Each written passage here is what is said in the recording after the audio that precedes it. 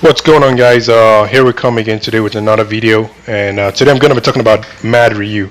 I've checked out the Discord channels and chats and responses, and it seems like there seems to be a lot of controversy with regards to the character. Okay, now first thing I'm going to say is that as you remember, I'm free to play, so I'm going to be talking from a free to play perspective.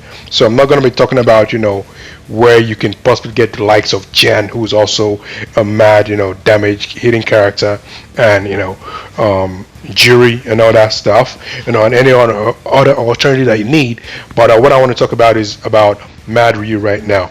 There's controversy that he is pretty much trash, and that those who are actually hyping him up or powering him up and promoting him are actually destroying and wasting their own chances, right? But here's what I'm going to say right now. Mad Ryu, in my opinion, is the hero for the free-to-play characters. Okay, it's been sort of generous action from Capcom to actually provide him as the free character that you can easily, get. You can definitely get him from the start by fulfilling some of the few actions. I can't remember what they are, but he's definitely a gettable character, and you can also get him from the Shadowloo, missions and all that stuff. But here's what I'm trying to say right now. Like I said before, the major stuff about Mad Ryu is not the fact that he is a very viable character in terms of like he has synergy with a lot of characters. And when I mean synergy, I'm not talking about where, for example, you highlight the character, for example, here, and then you see the likes of Chun-Li, Blanca, and Abel on the list. I'm not talking about that kind of synergy. I'm talking about when you're using the character during gameplay. How do you feel with regards to your chances of success during the PvEs and the PvPs, right? And of course, this game is more PvE than PvP. PvP is more pride, but PvE is how you progress and actually max out these characters mostly, right? So now let's go back to what I'm trying to say here.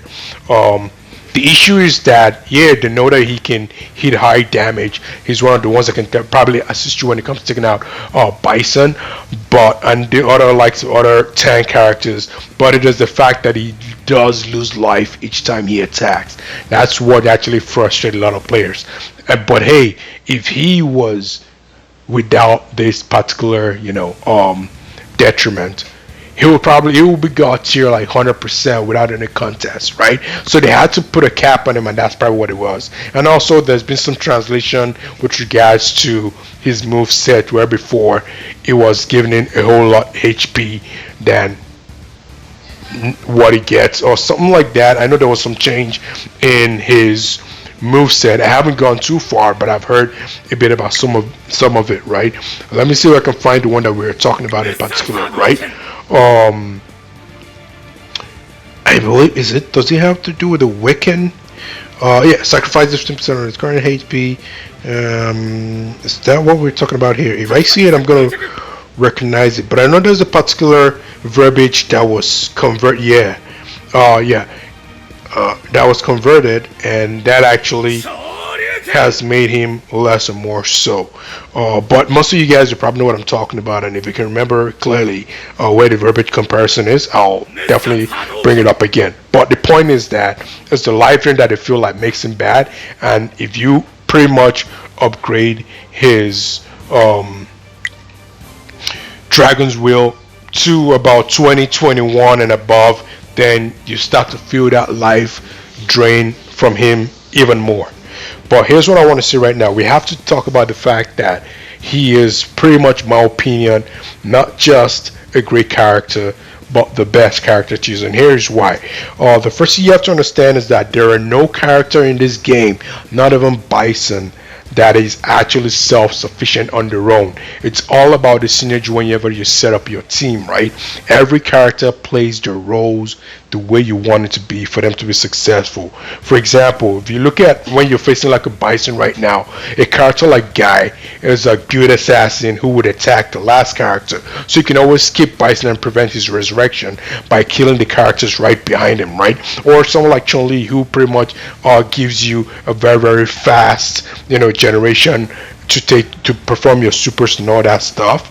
And of course, if we want to talk about Bison as well, without any character that is behind him, once he's the last one standing, or if he's the one that you put out there, you take him out, he's done for good, right? He does do some great damage, but like he's also like a chicken, right? He's easy to kill.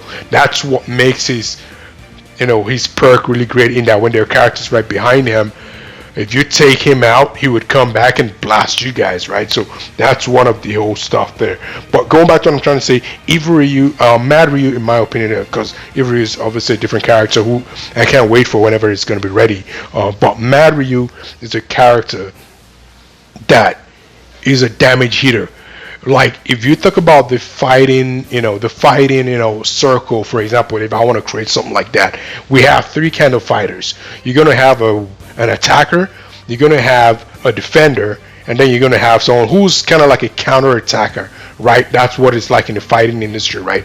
You're gonna have a counter is always the best because it means he pretty much has studied, or he's pretty much great at parrying your attacks and giving you an attack of his own, right? But you have to take that one out right now because there is probably only one major counter attacker that I can think of right now that is very effective, and that's Beast Zangief, right? But putting every other person in perspective, if you're a defender, you're gonna want to depend on how much hit you can take, and hopefully you can actually chip down the block of the attacker, right?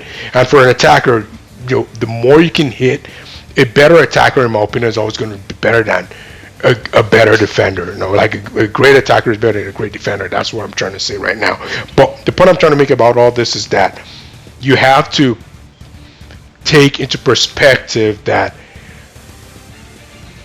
Mad Ryu cannot be criticized because of his life drain, for example. And when we talk about the whole team and synergy and everything, you have to consider the fact that if you create the ultimate team, you can not only preserve Mad Ryu a little bit longer, but you can also even fight strategically, in that you pick your poison, because what actually makes Mad Ryu great is not just his high damage, but once he takes out one of your characters, this guy goes insane and starts hitting attacks upon attacks and landing so much bombs on you that you can't even take whatever comes to you, right? It's insane. So what I'm trying to say is this: if you're going to be using Mad Ryu, so you have to consider who you put around him.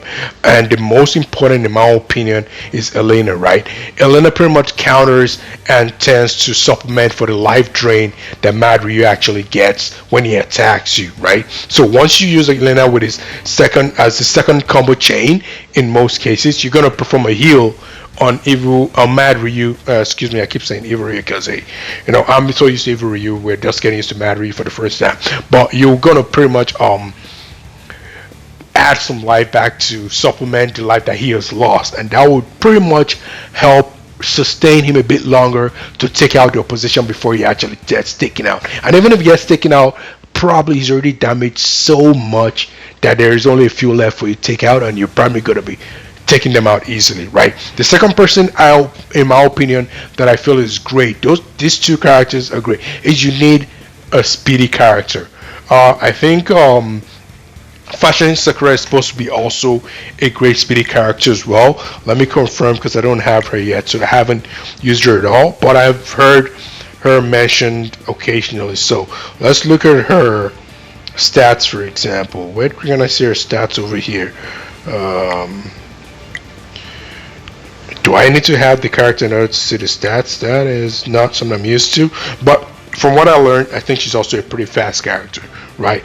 But the other person you want to get is someone like a Chun-Li, because she's one of the fastest characters as well in the game. She will help you build that combo that you need to take out easily, and and then you're great. And you have to understand as well that when he is throwing those extra fireballs whenever he takes out an opponent, that doesn't affect his health leech. It is when you actively or proactively use a move that you would actually drain his health. So you can actually time the way you want to use him as well. For example, you can start a chain and let Mad Ryu have the final hit that will take out the character, and then it's going to give you some free Shinkara Dokens as well that can actually throw more bombs on the next opponent, the next list of the opponent in the list that they have there. So what am I trying to say here? And last but not least, he's highly compatible. You need to be one of three combos in order to follow up with a combo chain, right? You need to have one, two, or three, right? Most characters have a bunch of twos, some have ones and threes, but he's got two and three, right? Meaning he can even start something, and like I said, Elena already occupies the two slots, so he's you can put him with a lot of teams and he's going to be viable. Like, he's one of those characters like Elena that I just put him in there and it works. And I actually have Rose, as you guys know already, but she's still pretty light.